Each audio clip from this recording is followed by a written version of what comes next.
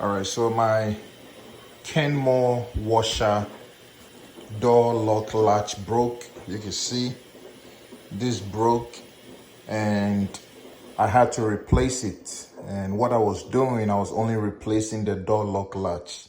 That's a huge mistake. I'll say go ahead and replace both the locker hook. This is the locker hook. You can find this on Amazon, or you can go to the CS website and purchase this. This is very cheap on Amazon.com. So purchase this on Amazon and then buy the door lock latch and replace it. It is very easy.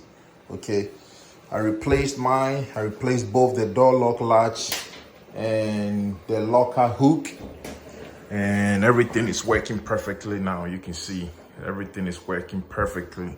You can see it says door lock, so everything is working perfectly. I'm just running a quick wash just to make sure that everything is good, but as you can see, it is running perfectly well. So if you have the same problem with your Kenmore washing machine, just go ahead and replace both the door lock latch and the locker hook, okay? All right, I'll see you in my next video. It is adieu for now.